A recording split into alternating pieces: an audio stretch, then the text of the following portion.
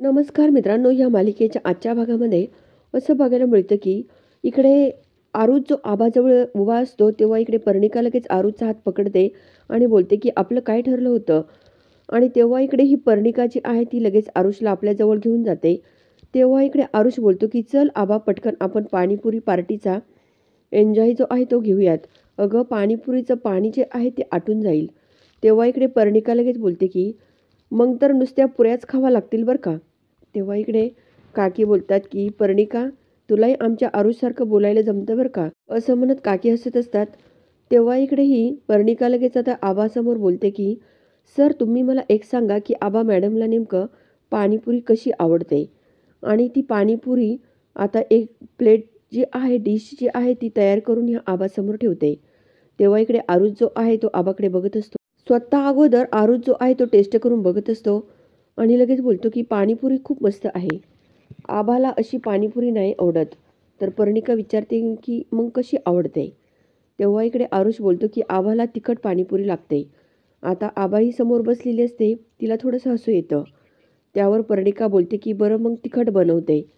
तेव्हा इकडे ही आबा लगेच बोलते की परंतु आरुष तिखट नाही खात. तेव्हा आता सर्वजण आरुषकडे बघत राहतात. आबाही या पर्णिकाकडे बघते. त्यानंतर आरुष बोलतो की तुझ्यासाठी नक्कीच खाईल आबा मी तिखट पाणीपुरी. आता पर्णिका लगेच हसते.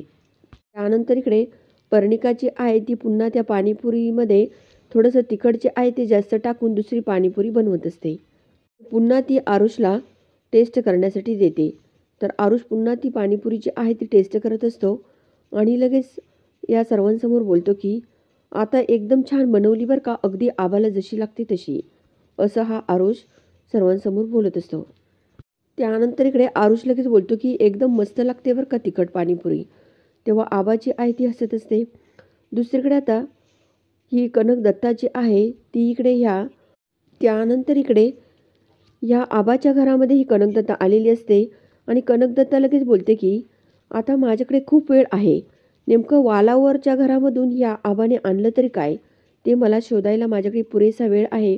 असं म्हणत तिकडे ही कनकदत्ता जी आहे ती आबाच्या रूममध्ये नेमकं तिने काय आणलं, बॅगमध्ये काहीतरी लपून आणलं होतं तिने, ते मला शोधायलाच हवं असं म्हणत कनकदत्ता जी आहे ती आबाची पूर्ण रूम जी आहे ती शोधत असते. सर्व बेडवरच्या उशा ज्या आहेत त्यासुद्धा बघत असते आणि आता ती इकडे समोर आलेली असते. आबाचे समोर जे काही बुक्स असतात ते सुद्धा ही कनकदत्ता बघते. कोपऱ्यामध्ये वालावलकर वृत्तांत जो आहे तो कुल वृत्तांत जो आहे तो कनकदत्ताच्या नजरेस पडतो. तेव्हा इकडे ही कनकदत्ता बोलते की हे काय, वालावलकरांचा कुल वृत्तांत, असं ही कनकदत्ता आपल्या मनाशी बोलते. ही आबा जी आहे या वालावलकरांच्या कुलवृत्तांतापर्यंत जर पोहोचू शकते तर ती आमच्यापर्यंत नक्कीच पोहोचू शकते. हा जो काही कुलवृत्तांत आहे तो नष्टच करायला पाहिजे असं म्हणत इकडेही जेव्हा ही कनकदत्ता तो कुलवृत्तांत घ्यायला जाते तेव्हा खूप मोठा नाग जो आहे तो त्या कुलवृत्तांतावरच येऊन बसतो. आता कनकदत्ता लगेच तो घ्यायला जाते तर तो तिच्यावर धावत असतो. तेव्हा ही कनकदत्ता आपल्या मनाशी बोलते की हा नाग इथे कसा. आता ती आपल्या हाताची मूठ जी आहे ती झाकते आणि ती तोंडासमोर धरून त्यावर मंत्र म्हणत असते आणि तो हात जो आहे तो त्या नागाच्या तिथे सोडून देते. त्यानंतर कनकदत्ता बोलते की हा नाग माझ्या हातामध्ये का येत नाहीये, माझी शक्ती जी आहे ती याच्यावर काम का करत नाहीये, असं कनकदत्ता आपल्या मनाशी बोलत असते. दुसरीकडे आता हे सर्वजण पाणीपुरी पार्टीची एन्जॉय करत असतात. पूर्वी बोलते की अगं, तू का खात नाहीये आबा, आरुषची 25वी ही पाणीपुरीची डिश चालू आहे आणि तू का खात नाही, दादा जिंकेल बरं का नाही तर. तेव्हा इकडे काकी बोलतात की माझीसुद्धा 20वी डिश आहे ही. तेव्हा इकडे पर्णिका बोलते की काकी, तुम्ही कशाला मोजताय, तुम्ही खा बिंदास्त, असंही आबा या काकींना बोलत असते. तेवढ्यामध्ये आरुषला ठसका जातो. पूर्वी आरुषच्या जवळच बसलेली असते. आता आरुषला चांगलाच ठसका जातो. पर्णिका लगेच या आरुषला पाणी देते. आपली आबासुद्धा आरुषला पिण्यासाठी पाणी देते. परंतु आरुषचा खोकला काही थांबायला तयार नसतो. त्याचा ठसका खूप वाढलेलाच असतो. काकी बघत असतात. पर्णिका जी आहे ती खूप रागाने काकींकडे बघते. तेव्हा इकडे काकी बोलतात की अगं पर्णिका, त्याला खूप खोकला येतोय, पाच त्याला पाणी. आणि पर्णिका स्वतःच्या हाताने लगेच या आरुषला पाणी पाजते आणि हे सर्व आबा बघत असते आणि पर्णिका मात्र मनातून खूपच खुश होत असते. इकडे पर्णिका लगेच बोलते की आता ही स्पर्धा जी आहे ती बंद करा. किती ठसका लागलाय हा पाणीपुरी खाल्ल्यामुळे. तर इकडे आबा जी आहे ती आता बिचारी खुर्चीवरती बसून घेते आणि तिच्या हातातील पाण्याचा ग्लास जो आहे तो समोर ठेवते. आरुषचा ठसका काही थांबलेला नसतो. आबा बोलते की आरुष तू ओम साईराम म्हण. ओम साईराम म्हण एकदा. तेव्हा इकडे आरुष जो आहे तो या आबासमोर ओम साईराम असं म्हणत असतो. तेव्हा पूर्वीसुद्धा ओम साईराम असं बोलते. काकी पण ओम साईराम असं बोलते. परंतु पर्णिका काही ओम साईराम बोलायला तयारच नसते. सर्वजण ओम साईराम म्हणतात आणि पर्णिका ओम साईराम म्हणतच नसते. आबाचं लक्ष जे आहे ते पूर्ण पर्णिकाकडेच असतं. आबा आपल्या मनाशी बोलते की आपण सर्वजण ओम साईराम म्हणतो, परंतु पर्णिका जी आहे ती ओम साईराम का म्हणत नाही, असं आबा आपल्या मनाशी बोलत असते. तिकडे आरुष लगेच बोलतो की अगं आबा, तुझा ह्या सर्व गोष्टींवर विश्वास नाही आहे, तरी पण तू एवढं सर्व करते. तेव्हा आबा बोलते की साईबाबांचं नाव घेतलं की तुला बरं वाटतं आरुष, मला माहीत आहे. असं पण इकडेही आबा बोलत असते. परंतु कसं आहे माहीत आहे का, कमी वेळामध्ये काही जण जे आहे ती लवकर जवळ यायचा प्रयत्न करतात. आता काकी लगेच या आबाकडे बघतात. त्यानंतर आबा बोलते की शेवटी काही गोष्टी ज्या आहेत त्या जुन्या मैत्रिणीलाच माहीत असतात ना. असं आबा जेव्हा बोलत असते तेव्हा आरुष खूप खुश होतो. आबा बोलते की अरे आरुष, मी तुला खूप लहानपणापासून ओळखते. आता आरुष लगेच कानाला हात लावतो आणि लगेच बोलतो की आबा, तुझे टोमणे बस कर ना. या जगात तुझ्यापेक्षा मला कुणी चांगलं ओळखू शकत नाही. झालं तुझं समाधान. असं पण इकडे आरुष आपल्या ह्या आबाला बोलत असतो. वर इकडे पूर्वी बोलते की चला आता दादाच्या ह्या कन्फेशनवर एक पाणीपुरी खाल्लीच पाहिजे. त्यावर इकडे आबा आरुषला बोलतो की तू नाही खायची बरं का अजिबात, तुला त्रास होईल. त्यावेळेस इकडे आरुष बोलतो की मला खायचीच आहे पाणीपुरी, परंतु मी थोडं सांभाळून खाईल. चला पटकन कॉम्पिटिशनला आपण सुरुवात करूयात, थांबायचंच नाही. असं पण इकडे आरुष जो आहे तो सर्वांना बोलत असतो.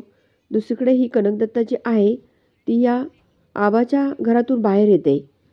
कनकदत्ता जी आहे ती आपल्या मनाशी बोलते की पर्णिके तू बाहेर ये. आबाला तिथे गुंतून काहीच उपयोग नाही आहे. तेवढ्यात कावळा जो येतो तो समोर येऊन बसतो आणि तो खूप बाहेर ओरडत असतो. आता इकडे पर्णिकाला लगेच घरात समजतं की कावळा का ओरडतोय. तेव्हा आरुष बोलतो की कावळा बाहेर का ओरडतो बरं एवढा खूप. तेव्हा इकडे आता घरामध्ये तर सर्वजण पाणीपुरी पार्टी जी आहे ती एन्जॉय करत असतात. आता आरुष लगेच बोलतो की मी बघतोच त्या कावळ्याला, काय झालं त्याला ओरडायला. तेव्हा इकडे पर्णिका जी आहे, सर तुम्ही पाणीपुरी एन्जॉय करा, मी बघते. आबा लगेच बोलते की तिला जाऊ दे एकटीला आरुष, तू खा पाणीपुरी. असं आबाही आरुषला बोलत असते. तेवढ्यात पर्णिका उठते आणि लगेच घरातून बाहेर पडते. आबाचं पूर्णपणे तिच्यावरती लक्षच असतं. नंतर इकडे सर्वजण पाणीपुरी खात असतात. आबा जी आहे ती आरुषच्या जवळ जाऊन बसते आणि मस्त पाणीपुरी खाऊ लागते. आबा आणि आरुष दोघेही एकमेकांच्या जवळ जाऊन बसतात. तेव्हा इकडे आरुष जो आहे तो आबाच्या गळ्यात हात घालतो आणि बोलतो की मित्रा, मित्रा का चिडलीस तू माझ्यावर? किती पाणीपुऱ्या खाल्ल्या सांग बरं. तेव्हा आबा बोलते की 26. तेव्हा आरुष बोलतो की मी किती खाल्ल्या? तर इकडे आबा बोलतो की 27. आरुष स्वतःच्या हाताने आपल्या आबाला पाणीपुरी भरवतो. तेव्हा आबा मात्र खूप खुश होते. काकी मात्र खूप रागाने बघत असतात. हा आरुष जो आहे तो आबाला जेव्हा पाणीपुरी भरवत असतो तेव्हा काकी मात्र खूप रागाने बघत असतात. आता आबा जी आहे ती पाणीपुरी खात असते. तिला हसूही येत असतं. आरुष बोलतो की हसायचं नाही, ठसका जाईल. आता किती झाल्या? 27 झाल्या की नाही बरोबर? असं पण इकडे आरुष या आबाला बोलत असतो. कोण जिंकलं सांग बरं मग आता. तेव्हा पूर्वी लगेच बोलते की आबा जिंकली. आरुष लगेच या आबाला बोलतो की जाऊ दे, शेवटी आपण मैत्रीमध्ये हरलो काय आणि जिंकलो काय एकच असतं. असं पण इकडे आरुष जो आहे तो आबाला बोलतो. त्यानंतर ललित जो आहे तो समोरच बसलेला असतो. आरुष आबाला बोलतो की मी पुन्हा नाही वागणार तुझ्याशी असं. तर इकडे आबा बोलते की नक्की का? तर इकडे आरुष बोलतो की हो. तेवढ्यामध्ये काकी बोलतात की उलट मला असं वाटत होतं की पर्णिका आणि आरुष यांच्यामधील जवळीक बघून आबाचा जळफळाट होईल, परंतु पर्णिका राहिली बाजूला आणि इकडे तर वेगळंच चाललंय. दुसरीकडे आता पर्णिका जी आहे ती बाहेर आपल्या आईकडे आलेली असते. कनकदत्ता जी आहे ती पर्णिकाला बोलते की अगं त्या आबाने जगाच्या पाठीवरून शोधून वालावलकरांचा कूलर वृत्तांत शोधून आणलाय. मी तो कूलर वृत्तांत उचलायसाठी खूप प्रयत्न केले, परंतु तिचं संरक्षण जे आहे ते एक नाग करतोय. तो नाग जो आहे तो बाजूलाच होत नाही त्या कूलर वृत्तांतावरून. तिथेच बसलाय तो. ते काम तुलाच करावं लागेल पर्णिका.